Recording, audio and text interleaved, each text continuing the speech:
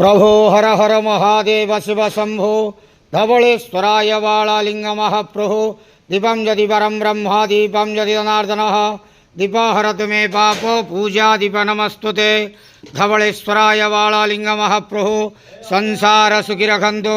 आज श्रावण मासर प्रथम सोमवार रे मनसा पंचमी रे समस्त श्रद्धालु भक्त मानू आश्रीपद करंतु। समस्त श्रद्धालु भक्त मानकर मनस्कामना पूर्ण करंतु।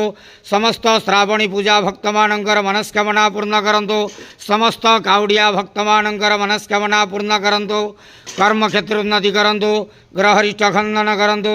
जगतर मंगल करंतु। विश्वर कल्याण करंतु। आपणकर नाम प्रकाश करंतु। सेवकर डाक श्रवण करंतु। समस्त गुआवसा भक्त मानकर मनस्कामना पूर्ण करंतु।